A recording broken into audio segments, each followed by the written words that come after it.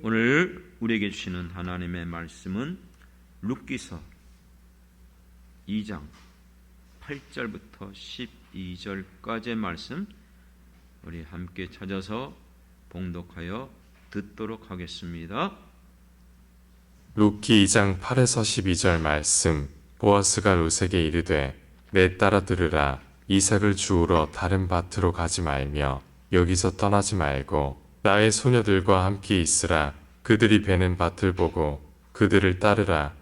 내가 그 소년들에게 명령하여 너를 건드리지 말라 하였느니라.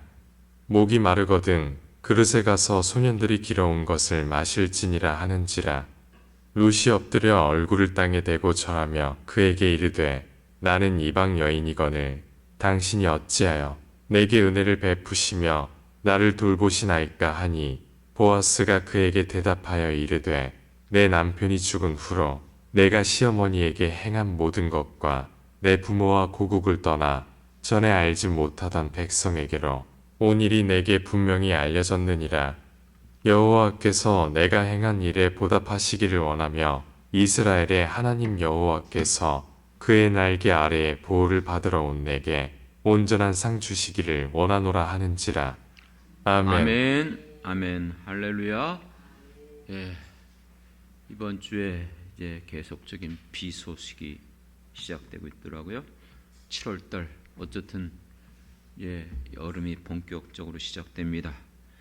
폭염도 있고 또 폭우도, 우리 가뭄이 지금 많이 있지만 비가 많이 내려지면 또 그런 것도 해결되겠죠. 어쨌든 이 여름철 여러분들 하나님의 은혜 가운데 건강하고 편하게 지내가길 주님의 이름으로 먼저 축원을 드립니다. 오늘도 그러므로 주님 앞에 나와 예배드리는 사랑하는 성도들에게 하나님께서 말씀을 통하여 크신 은혜 베풀어 주시길 주님의 이름으로 다시 한번 축원합니다. 우리가 신앙생활을 해오면서 가장 중요한 것, 우리가 제일 먼저 구할 것이 있다면 무엇일까? 물론 많은 것들이 있겠죠. 저는 서슴없이 말할 수 있을 것 같아요. 예전에 이런 것도 있고 저런 것도 있고 뭐 능력도 필요하고 뭐 있었지만, 무엇보다도 살아가면 살아올수록 하나님의 은혜인 줄 믿습니다. 그렇기 때문에 우리가 자주 찬양하는 찬양에도 은혜 없이는 살아갈 수가 없네. 나의 모든 삶 은혜인 줄 믿습니다. 그것을 정말 조금 철이 들어가니까, 더 인생을 알아가니까 깨닫게 되더라고요. 성경에서 여러분 수많은 단어가 쏟아져 나오는데 그 중에서 가장 많이 나온 단어를 뽑으라면은 모든 성경에 끊임없이 계속해서 나오는 단어, 은혜라는 단어예요. 물론 은혜라는 단어만 찾아도 많지만 여러분, 이 은혜라는 단어만큼은 굉장히 다양하게 해석된다고 했죠. 헤세드라는 단어가 단지 은혜가 아니에요. 우리가 은혜는 원어로 무슨 뜻이죠? 그럼 헤세드를 말할 수 있지만, 헤세드는 그럼 무슨 뜻입니까? 그러면 은혜, 맞아요. 그렇지만 긍휼, 자비, 공의, 심판, 별의별 뜻들이 엄청 많아요. 그렇습니다. 그만큼 성경에서 이 헤세드라는 단어, 은혜라는 단어만큼 얼마나 우리에게 중요한 것인지를 가르쳐주고 있음을 믿습니다. 그런데도 여러분, 우리가 신앙생활하면서 이 은혜의 중요성을 깨닫지 못하고 여전히 이 은혜를 구하지 않고 살아가고 있다면 죄송하지만 신앙생활을 몇십 년을 했고 그분의 직분이 무엇이다 할지라도 아직 영의 사람이 못 되는 거예요. 육의 사람이에요. 그만큼 여러분, 지금도 오늘도 앞으로도 여러분들은 이 하나님의 은혜를 구하며 그 은혜 가운데 살아가길 주님의 이름으로 축원합니다. 그렇다면 여러분, 하나님은 우리에게 어떻게 그 은혜를 베풀어 주십니까? 룻기서를 통해서 우리가 지금까지 살펴본 내용이 무엇이죠? 하나님의 명령을 거역하고 불순종하고 기업을 떠나서 위기 가운데 어려움있자 자기의 소견대로 자기의 생각대로 옳다 여기는 방식대로 살아갔던 엘리멜렉, 이름은 하나님은 나의 왕이시다. 하지만 그는 자신의 인생 자기가 주인이었어요. 자기가 왕이었어요. 자기의 경험 지식대로 판단하고 행하였지만 그 결과가 어떻게 됐죠? 모든 걸 잃어버렸어요. 이방인 땅에서, 모압 땅에서 죽어갔고 그 자녀들도 죽었죠. 모든 걸 다 잃어버렸어요. 남아있는 기업이 없었어요. 남아있는 나오미와 그 며느리들, 이제 어떡할까? 그럼에도 불구하고 하나님께서 자기 백성을 돌보셨다. 찾아와 주셨다. 긍휼을 베푸셨다. 그 말을 듣고 소망을 가지고, 소망은 남아있지 않았어요. 아무것도 자기는 소망이 없었지만 하나님으로 인해서 소망을 가지고 고향 땅으로 돌아왔습니다. 모든 고향의 사람들이 나오미를 알아봐요. 저 나오미가 아니냐? 그랬더니 나를 나오미라고 부르지 말라는 거예요. 나는 마라라는 거예요. 내가 모든 것들을 가지고 있었고 누렸고 기뻤지만 이제 하나님을 떠난 인생, 쓴 인생으로 살아올 수밖에 없어요. 어제 제가 아는 어느 성도님 결혼식이 있어서 결혼식에 갔었어요. 근데 예전에 저쪽 교회 있을 때 우리 방주교회 참 오래됐죠. 방주교회 있는 남성교회인가 그분들도 거기에 참석했더라고요. 그분들 만나서 있나는데 몇 분이 저를 못 알아봐요. 왜 못 알아보는가? 왜 못 알아봤을까요? 예전에는 제가 굉장히 건강했거든요. 지금도 건강하지만 제가 얼굴이 이렇게 많이 빠지셨어요. 너무 달라졌다는 거예요. 어쨌든 달라진 거죠. 나오미가 곡당에 있을 때는 하나님의 은혜 가운데 풍성함을 누리고 그래서 풍족하게 나갔지만 비어서 들어왔다는 거예요. 그렇습니다. 알아보지 못하는 이 나오미, 하지만 그에게 이제는 하나님으로 인해서 소망을 갖고 돌아왔어요. 지난번에 말씀드렸어요. 이제 하나님 앞에 돌이켰고 말씀대로 순종했고 내가 이제는 하나님 붙잡으니까 모든 것들이 이제 형통케 되고 모든 것들이 이제 다 놀라운 하나님의 축복이 임할 거야. 아니요. 돌아왔지만 모든 걸 잃어버린 나오미와 룻의 삶이 어떻습니까? 굶어 죽을 수는 없잖아요. 그래서 생각한 것이 남의 땅에 가서 남의 밭에 가서 떨어진 이삭이라도 주워 먹고 살겠다는 거예요. 연명하겠다는 거예요. 죽을 수는 없잖아요. 그래서 이 일에 늙은 나오미를 보낼 수는 없고 젊은 과부인 홀로 된 룻이 그 일을 맡아서 내가 누구에게 은혜를 입으면 이제 가서 이삭 죽겠습니다. 물론 그것조차도 성경의 율법에 명시된 거죠. 추수할 때에 남겨두라는 것이죠. 떨어진 거 주지 말라는 거예요. 고아와 과부 나그네들이 먹고 살 수 있도록 율법에 그런 놀라운 은혜가 있었기 때문에 그 떨어진 것을 주시면서 지낼 수 있었어요. 그런데 어저께 얘기했죠. 지난주군요. 지난주에 우연히 마침 우리의 눈에는 우연히처럼 보였지만 그리고 그때 어떻게 하필이면 그때 마침 아니요. 그것은 보이지 않지만 하나님의 섭리인 줄 믿습니다. 이삭 죽게 하러 가기 위해서 갔던 밭이 룻은 몰랐어요. 그 밭이 보아스의 밭이라는 것은 그냥 모르고 갔는데 우연히 그 간 밭이 바로 보아스의 밭이었어요. 보아스라는 인물이 얼마나 중요한지 2장을 시작하면서 첫 번째 1절에서 이 보아스를 소개하고 있어요. 그런데 또 하필이면 마침 그때에 보아스가 밭에 왔다가 룻을 보게 된 거예요. 마침 그때에. 그렇기 때문에 이 모든 것들 우리의 인생 가운데 하나님의 섭리가 무엇보다도 필요한 줄 믿습니다. 하나님이 작정하고 계획하시고 이 모든 일들이 어느 시점에 이루어지는 것, 그 과정을 섭리라고 말합니다. 믿습니까? 그렇기 때문에 하나님의 주권이에요. 하나님의 다스림이에요. 그 모든 것들. 그래서 제가 예수님이 이 땅에 태어났을 때 나사렛에 있었지만 왜 베들레헴에서 태어났나? 성경에서 베들레헴에서 태어날 것을 약속했거든요. 그런데 어떻게 가요? 알지도 못하는데. 마리아와 요셉은 그걸 몰라요.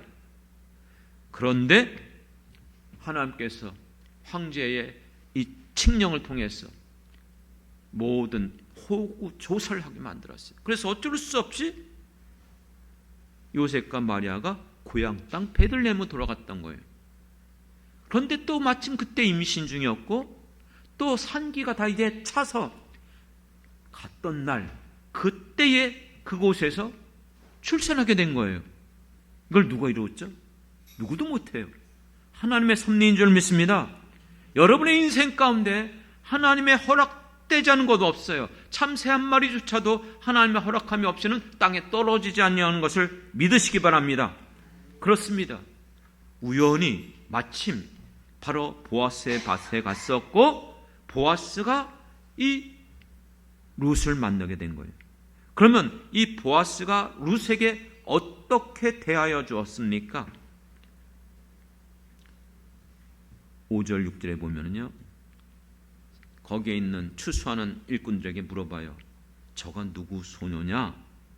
그랬더니 베는 사람들이 말합니다. 그는 나오미와 함께 모압 지방에서 돌아온 모압 소녀인데, 굉장히 강조하고 있어요. 뭘요? 모압. 이스라엘 백성들은요, 이방인에 대한 배척이 굉장히 심해요. 그 중에서 특히 모압 암몬 족속에 대해서는 더욱 심해요. 이방인들보다. 왜 그렇죠? 모압 암몬 족속을 왜 그렇게 싫어할까요? 이스라엘 총에도 들어오지 못했어요. 아시는 것처럼 이름이 비슷하지만 롯이 소돔과 고모라 성 탈출하고 그리고 그 딸들과 맺어진 생겨진 자녀가 바로 그 모압 암몬 족속이에요. 그렇기 때문에 이스라엘 민족들은 이 민족을 아예 그렇게 아주 이방인의 개 취급했던 거예요. 그러니 지금 보아스가 알고 봤더니 이방 민족이네, 그것도 모압 여자네, 그러면 거들떠보지도 않을 거예요. 그런데 어떻게 하고 있습니까? 8절에 보니까는 룻에게 뭐라고 말하죠?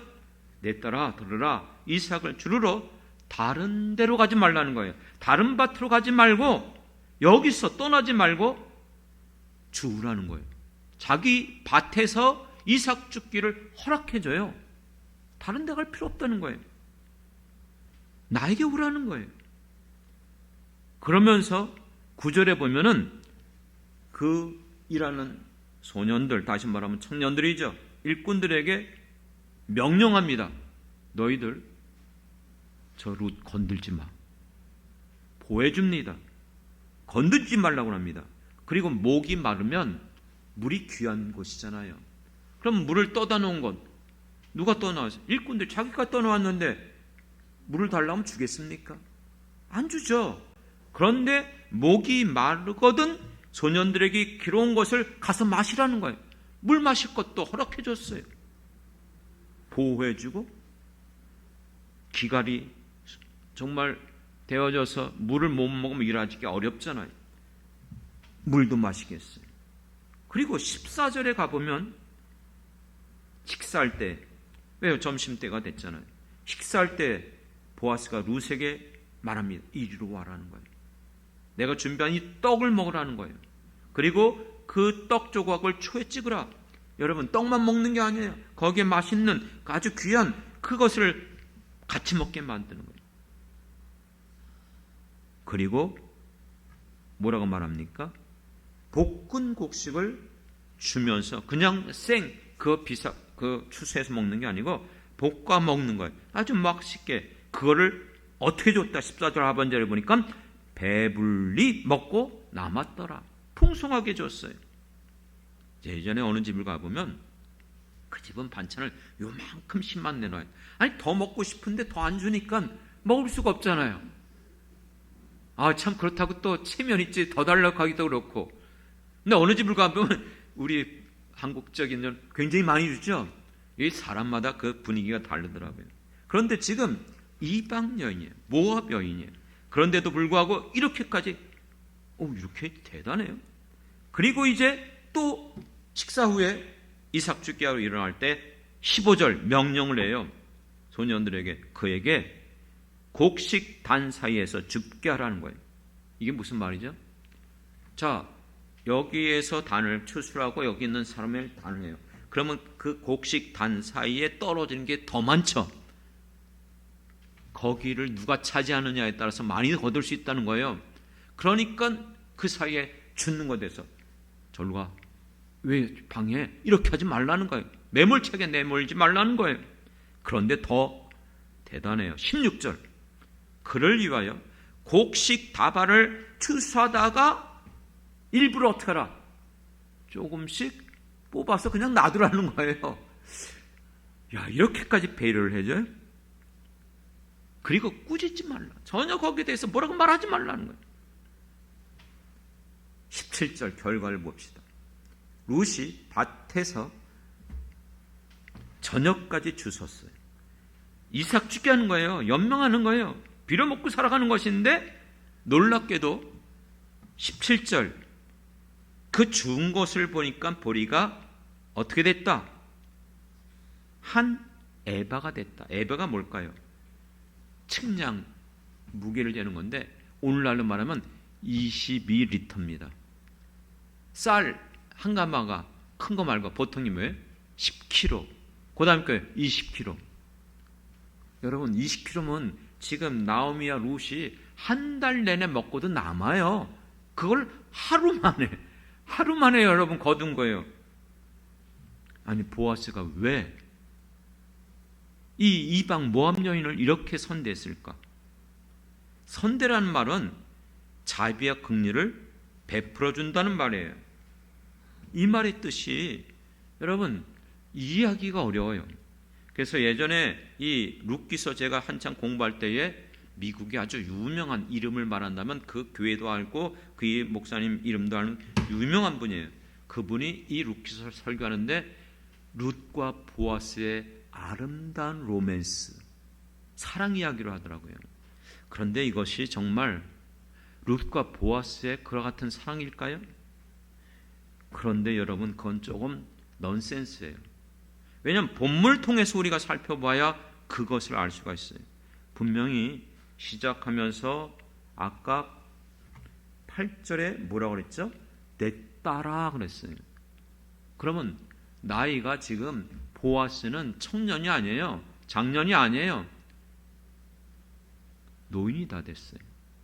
그리고 여러분 4장 3절에 가보면 보아스가 이제 사람들에게 말합니다. 나오미가 우리 형제 엘리멜렉에 이렇게 말해요. 그러니까 보아스와 엘리멜렉은 형제급이에요. 그러니까 룻이 볼 때 보아스는 시어머니, 시아버지와 같은 나이대예요. 그런데 무슨 여기에서 헌혈하는 그런 로맨스 아니거든요. 그러면 왜 정말 이해할 수 없을 정도로 이렇게 은혜를 베풀어 주셨을까? 그래서 10절에서 그렇게 분명히 말해. 룻이 엎드려서 절하고 나는 이방 여인이거늘 당신이 어찌하여 내게 은혜를 베풀어 주시고 나를 돌보시나이까? 이해가 안 되는 거야. 자기도 이해가 안 돼요. 그런데 보아스가 이 일에 대해서 뭐라고 말하죠? 11절에 보면 내 남편이 죽은 후에 너가 시어머니에게 행한 것을 내가 들었다는 거예요. 알았다는 거예요. 그리고 너의 부모와 고국 땅으로 돌아가지 않고 전에 알지 못하는 이스라엘 백성으로 온 것을 내가 알았다는 거예요. 너의 행한 모든 것들을 내가 알고 있다는 것이죠. 그리고 아침부터 지금까지 쉬지 않고 일하는 그의 열심 수고. 여러분, 여러분들이 애쓰고 수고하는 모든 일들을 누가 알고 계시죠? 다른 사람은 몰라도 하나님은 보고 알고 계시는 것을 믿으십니까? 그렇습니다. 여러분, 우리의 행하는 모든 것들을 알고 계시는 것처럼 지금 보아스는 룻은 몰랐어요. 하지만 룻이 행한 이 모든 것들을 알았다고 말씀하고 있어요. 그리고 12절에 보면은 이 일에 대해서 누가 상 주시길 원한다? 누가 보하길 원한다? 12절에 보니까 여호와께서, 이스라엘 하나님 여호와께서 너를 보호해 주시고 너에게 보답해 주시고 너에게 상 주시길 원한다. 할렐루야. 그렇습니다. 그런데 분명히 12절에 보아스는 하나님에게 말했어요. 근데 13절 룻이 이르되 내 주여 내가 하나님께 은혜, 아니요, 뭐라 그러죠? 당신께. 할렐루야. 그렇습니다. 그렇기 때문에 여러분, 지금 이 모든 일을 누가 행하고 있습니까? 보아스가 하나님의 일을 행하고 있음을 알 수가 있어요. 그래도 이해가 되기가 어려워요. 어떻게 이렇게까지 할 필요가 있을까? 그러나 여러분, 보아스가 누굽니까? 마태복음 1장 5절에 보면 보아스가 나와요. 살몬은 라합에게서 보아스를 낳고 보아스는 룻에게서 오벨을 낳고 오벳은 이색을 낳고 이세는 다윗을 낳고. 여러분, 보아스의 엄마가 누구예요? 기생 라합이에요. 여리고성 기생 라합이었어요. 그가 살몬과 이스라엘 민족, 일반적으로는 정탐꾼 중에 한 사람이었다는 말도 없잖아. 있긴 하지만 어쨌든 그건 정확하게 알 수 없지만 분명히 이스라엘 민족과 결혼했어요. 여리고성 멸망받은 그가 이스라엘 민족에 들어왔을 때에 어떻게 여겼을까요? 지금은 국제결혼이 굉장히 더 선호도가 높대요. 유튜브에서도 보면 이 외국 이와 같은 여자들과 결혼한 유튜브가 굉장히 인기가 많아요. 근데 제 어릴 때는요, 이 인천에 미군 부대가 많았어요. 아시죠? 그래서 흔히 하는 말을 그때는 양색치라고 했어요. 양색치. 미군들과 굉장히 배타적이었어요. 욕을 했어요. 그리고 얼마나 조롱했는지 몰라요. 멸시했는지 몰라요. 그게 여러분 우리 어릴 때예요. 그런데 이 이스라엘 백성들, 선민민족, 이들이 볼 때 얼마나 여러분 저기 하겠습니까? 그러니까 이미 보아스는 경험했어요. 어릴 때부터 자라오면서 무엇을요? 이스라엘 민족이 이방 민족에 대해서 얼마나 멸시천대하는 것을. 그런데 지금 룻을 보니까 누구예요? 모압 여인이에요. 그 마음을 누구보다도 경험하고 체울한 이 보아스가 어떻게 가만히 있겠습니까? 여러분, 병원에 입원해 봤습니까? 수술해 봤습니까? 정말 가난해 보셨습니까? 여러분들이 그런 것들을 경험해 보면 그런 사람들의 사정이 어떤지를 느낄 수 있어요. 느낄 수 있어요. 전 평생 살아오면서 장례를 경험해 본 적이 없었어요. 우리 아버님이 96세까지 7세까지 사셨어요. 정확하게는. 지금 우리 어머님도 지금 이미 98세가 다 됐는데 살아계세요. 근데 우리 아버님 몇 년째 돌아가시면서 비로소 그것이 느껴지더라고요. 아, 돌아가신다는 게, 부모님 죽는다는 게. 그래서 장례를 가보면 그 마음이 느껴져요. 오늘 우리들에게 있어서 여러분, 우리의 이 모든 속사정, 우리의 지금 형편, 지금 내가 겪고 있는 이 모든 것들을 누가 이해할 수 있겠습니까? 여러분, 오늘 이 시대에 우리에게 이 놀라운 은혜와 긍휼을 누가 베풀어 주십니까? 성경 모든 학자들은 구약은 예수 그리스도의 모형이라고 말합니다.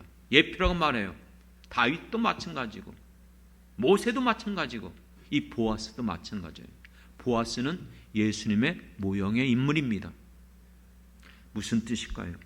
우리는 보아스를 통하여 예수님을 보게 되고 예수님을 만나게 되어진다는 것입니다.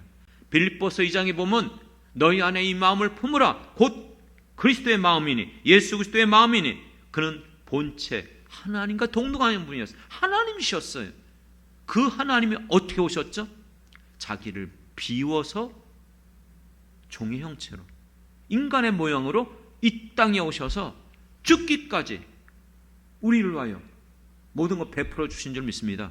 하나님이 인간이 됐어요. 그 얼마나 불편한지 이건 상상할 수 없어요. 부유하고 모든 것들이 넉넉하게 살다가 가난해 보십시오. 모든 거 잃어버리십시오. 얼마나 살기가 힘들겠습니까?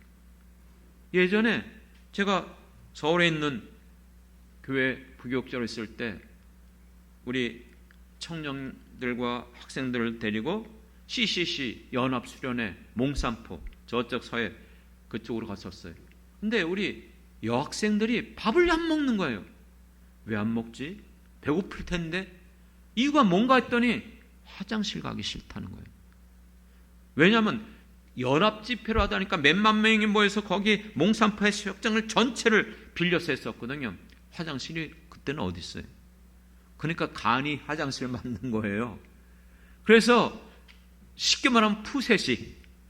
푸세식. 지금 같은 시설도 없고 가면은 거기에서 꼬물꼬물 뭐가 움직이고 냄새 나고 애들이 왜요? 그때는 집집마다 다 뭐예요? 그런 화장실 없어요. 다 여러분 수세식이잖아요. 깨끗하잖아요. 경험을 안 했는데 못 견뎌요. 그런데 하나님이신 예수님이 이 땅에 오셔서 이렇게 산다는 거 상상할 수 있겠습니까? 하지만 예수님이 그렇게 사셨기 때문에 히브리서 4장 15절 16절에 보면 우리의 대제사장 되시는 예수님은 한결같이 우리와 이 모든 연약함을 어떻게 하셨다? 채울하셨다. 이 모든 걸 경험하셨어요. 그렇기 때문에 우리가 겪고 있는 이 모든 것들을 누구보다도 알고 있는 분이 예수님인 줄 믿습니다. 그렇기 때문에 16절에 보면 때를 따라 돕는 은혜를 얻기 위하여 은혜 보좌 앞에 담대히 나가 구하라는 거예요. 믿습니까? 우리가 예수님에게 구할 때 예수님 지금 나의 모든 사정 지금 형편 내 마음 아시죠? 그렇기 때문에 예수님이 이 땅에 오셔서 우리를 불쌍히 여기시고 우리와 같이 동거동락하시고 그렇기 때문에 병든 자들 절망에 빠지고 낙심하고 가난하고 갇히고 너무나 어렵게 살아가는 그 모든 사람들을 다 품어주셨어요. 위로해 주셨어요. 고쳐주셨어요.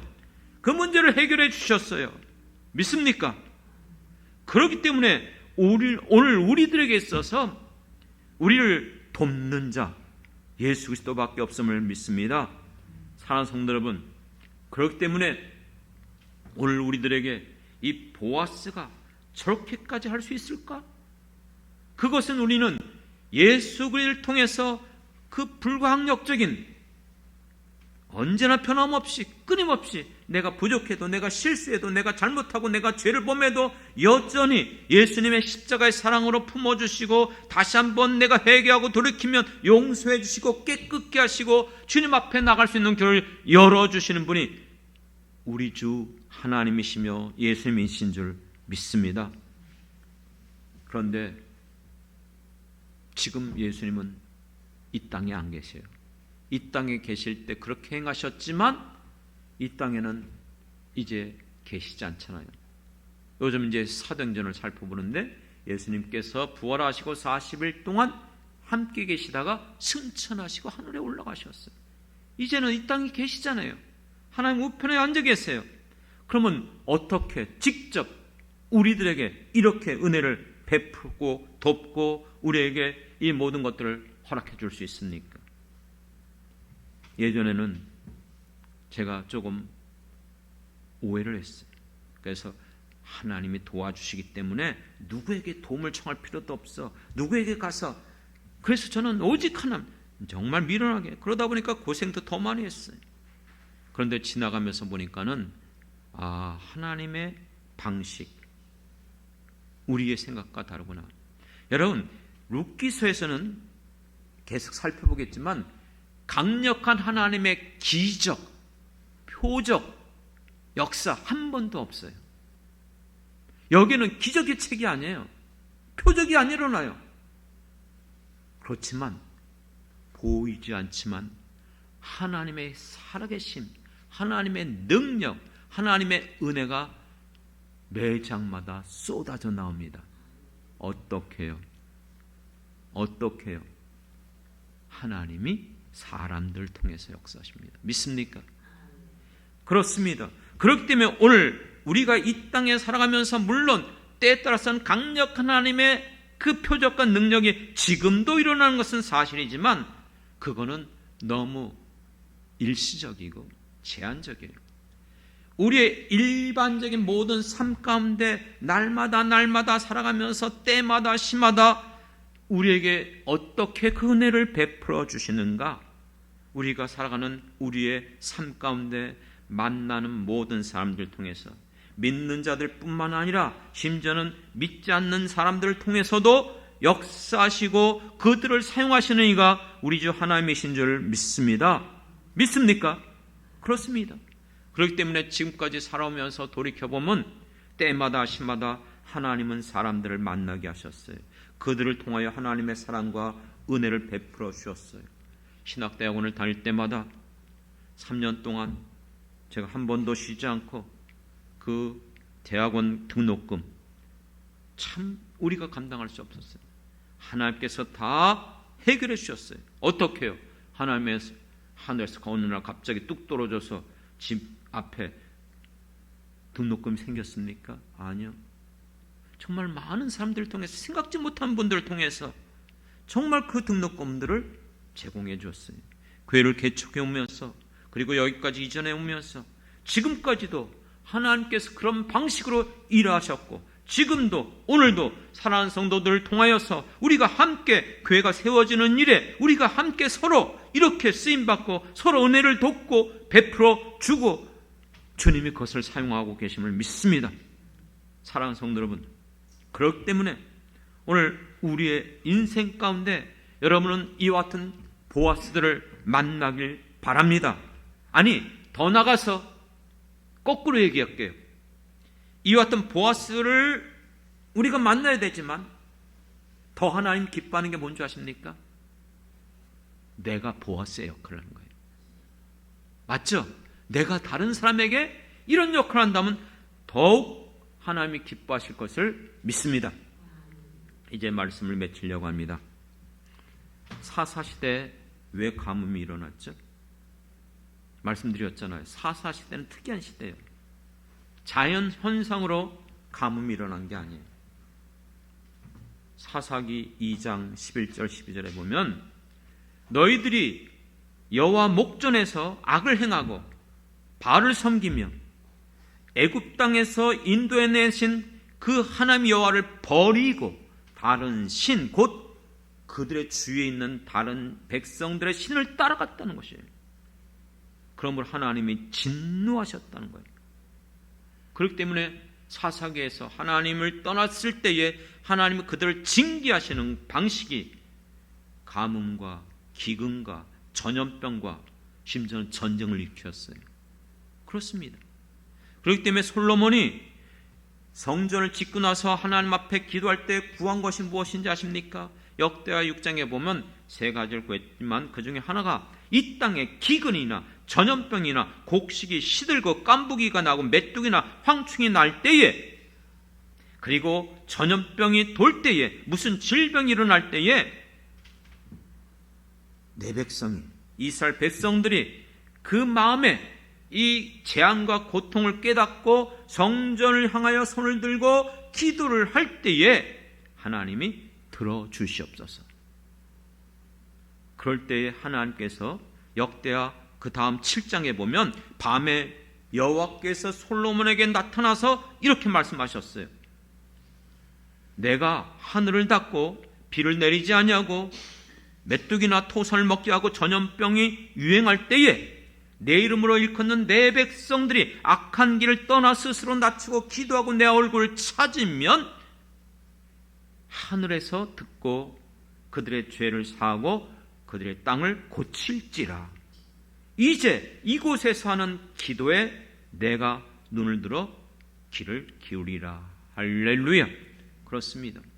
그렇기 때문에 중요한 것은 오늘 우리가 우리를 돌아보는 시간이 무엇보다도 필요해요. 지금도 우리는 내가 내 소견대로, 내가 하고 싶은 대로, 세상의 방식대로 살아가는 것이 너무나 익숙해져 있어요. 깨닫지 못하고 있어요. 지금도 주님은 우리를 부르시고 있어요. 믿습니까? 하나님을 떠난 세상을 향한 우리들 향하여 보아스가 룻에게 다른 데로 가지 말고 내게로 오라는 거예요. 그렇기 때문에 오늘도 지금도 우리를 오라고 부르시는 우리 주님이 계심을 믿으시기 바랍니다. 이사야서 55장에 보면 너희 목마른 자들아 내게 오라는 거예요. 돈 없는 자도 오라는 거예요. 와서 사 먹되 돈 없이 값 없이 먹고 마시라는 거예요. 너희가 어찌하여 양식이 아닌 것을 위하여 은을 달아주고 배부르게 못할 것을 위하여 수고하느냐 이거예요. 그러므로 너희가 내게 와서 기름지고 먹고 풍성한 것으로 즐거움을 얻으라는 거예요. 믿습니까? 주님에게 모든 게 있어요. 모든 것들을 해결할 수 있어요. 누가 우리의 사정을 알고 계시죠? 지금 겪고 있는 이 고통과 아픔을 누가 경험하고 누가 채우려 하셨습니까? 그렇기 때문에 예수님께서 이 땅에 계실 때에 뭐라고 말씀하셨어요? 유명한 말이잖아요. 수고하고 무거운 짐진 자들아 다 내게로 오라는 것이에요.